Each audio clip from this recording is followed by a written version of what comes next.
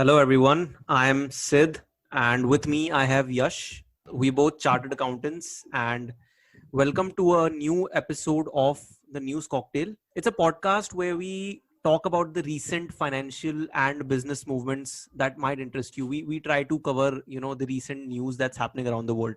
Yeah, and in this episode, we'll take a look at what the Indian startups are cooking to fight the Google's monopoly and what led to that, why that is happening. We'll also take a quick look at the recent updates on PUBG and a tax update that might confuse some people who are, actually engaged in the sending and receiving of the foreign exchange from and towards India.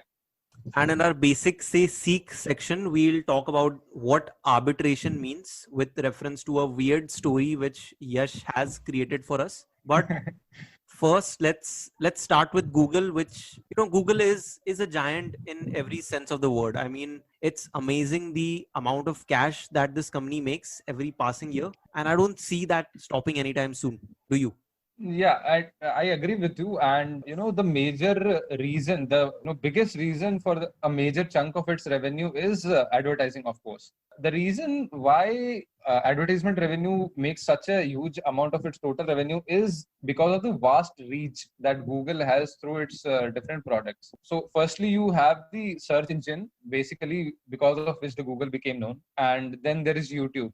After that, Google also has the Android operating system, which is a mobile operating system. And as of July, that operating system covers a 74.6% of the global operating systems market, the Wow. total operating systems. And in India, that number is even higher, which is around a 98 to 99%. That is like the entire market share in India. So in India, basically every smartphone has an Android OS, which is, And I mean, true, it true, is a true. monopoly in India. Yeah. And also Google has a 90% market share in the online search market. It owns the most popular web browser in Chrome, the topmost video site in YouTube, and the most popular digital mapping system. I mean, I could go on about these sectors that Google completely dominates, and we could cover the entire show just speaking about that. So, this is basically to paint a picture of the sheer dominance that Google has, in the industry. Yeah, true. And then, after all of these products, most of which you already have on your mobile phone, you finally have the Google Play Store, which is the online marketplace for different apps and the root cause of the today's discussion, which we are going to have. So recently, you might have heard that Google will now take a 30% cut from all the transactions processed via the Google's billing system. Whatever in-app purchases take place on the Play Store, they'll have to be routed through the Google's billing system, and Google will take a cut of 30%. But this is not something new. It was always there, wasn't it, Sid? Yeah, I mean, and these app store commissions remind me of the movie Lagan. Because see, developers do all the hard work, the sweat that goes when you creating a product, and you have to sell it. The services that they provide, it's so good. They do all the hard work, but ultimately there's just Apple or Google that are making the big money here, because 30% is a big amount. And I think that's really bad for business, because how would anyone be encouraged to do or create a new product if 30% of everything that you make is going to the app store? So that's bad for business. And what's interesting is that actually only 3% of the developers don't use Google's billing system. So 97% of the developers on Google App Store actually already are paying Google 30%. So, it's already happening at a very large scale. And this is basically for those 3% of developers who don't, use Google's billing system. So now they have to compulsorily follow this rule, and they have around 1 year to do that. And what happened was that around, I think, 150 Indian startups, including Paytm, Make My Trip, Policy Bazaar, all these startups, they came out and they're saying that, let's create an alternative app store that can replace the Google App Store. Yeah, that kind of seems logical also because of the Google's borderline monopolistic activities. This is something which can be possible in India given the surging internet reach and the cheaper data packs. Now, recently, what happened was Google pulled down Paytm, which we also covered in our last episode.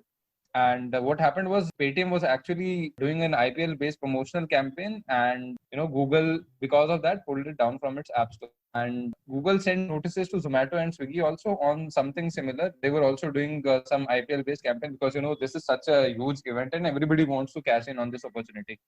So yeah, Google itself is doing something similar, but yeah, it's kind of not letting other apps to do these things, these IPL based campaigns.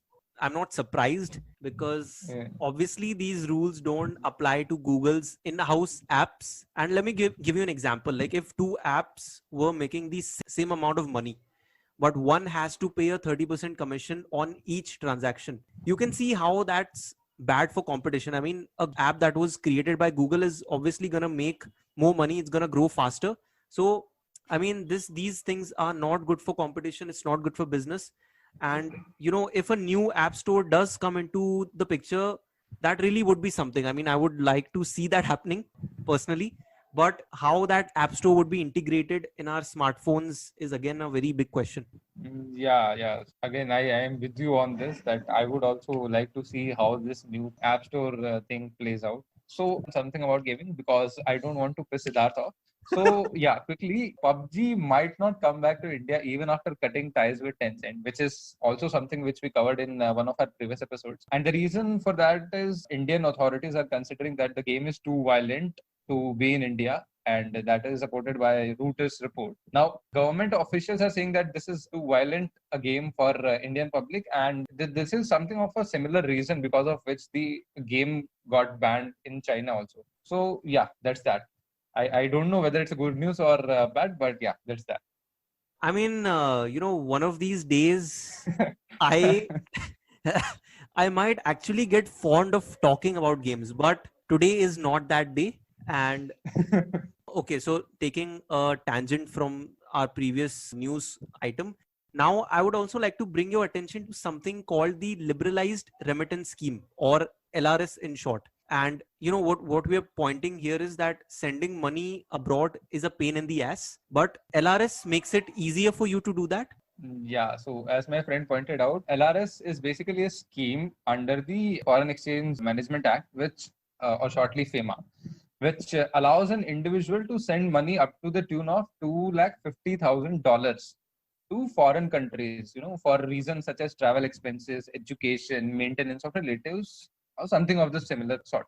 Now, there are certain purposes for which you cannot send money. Like you cannot send money for gambling or betting. You cannot buy lottery tickets and something of that sort. And there is a list of prohibited countries where you cannot send the money. But on an overall basis, this is what the scheme does. It provides a liberalized way to send out money to foreign countries. Because normally what happens is that if you want to send money abroad, you have to take the RBI's approval before you can send that money. So in this scheme, I think the regulations are pretty relaxed and it is much easier to send that money. And also there are authorized dealers who are approved by RBI, which are facilitators of such money flow, and typically they include banks and companies like Western Union. So what's interesting here is that from October 1st, these authorized dealers will have to deduct TDS before sending an amount under LRS if the amount remitted is more than 7 lakhs.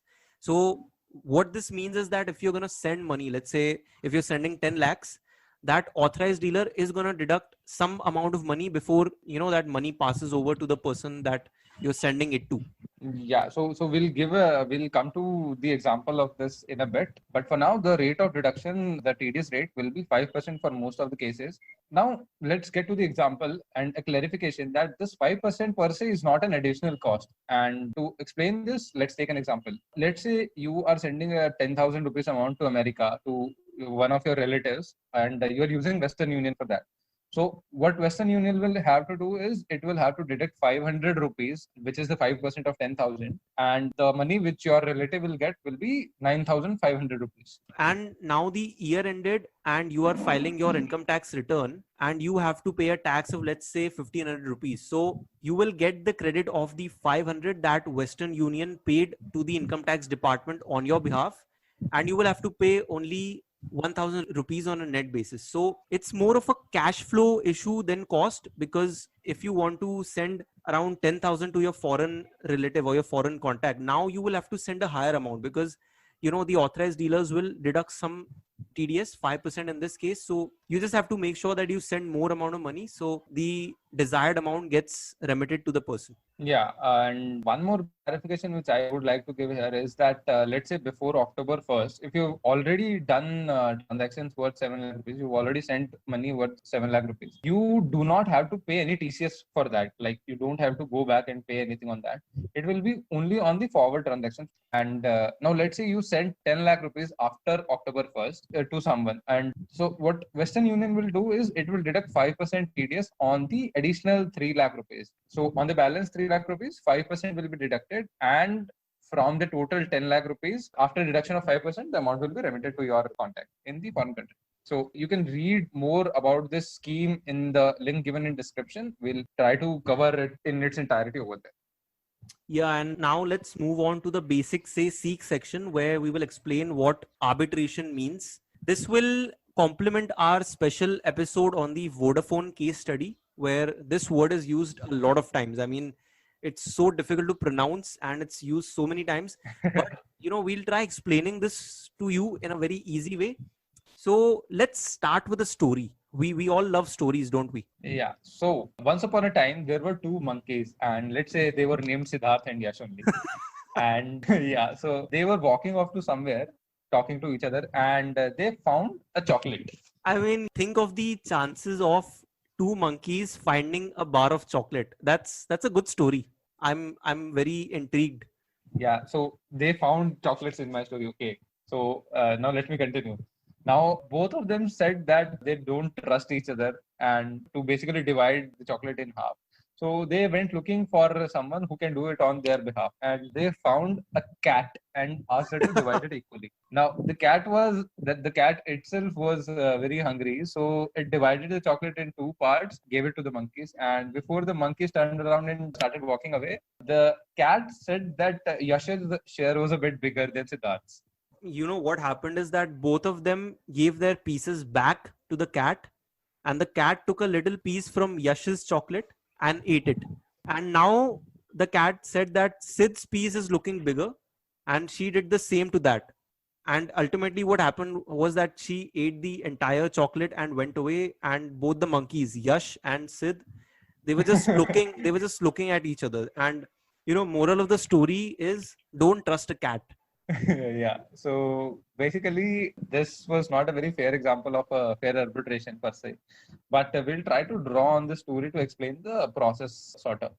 So basically, arbitration is a dispute resolution process where the parties which are involved, like the monkeys in our case, agree on a common person. They choose one common person, which in our case was the cat, who will resolve the dispute on their behalf. And these parties may choose this process, the arbitration, to avoid lengthy court proceedings, because court proceedings can go on for a long time. So arbitration is a good way to cut short that process. And just like a court issues an order, an arbitrator issues an arbitral award after the process of arbitration is complete, which is binding on the parties, but the parties can appeal such arbitration. So if one of the parties is not happy with the award that is granted, you can appeal that.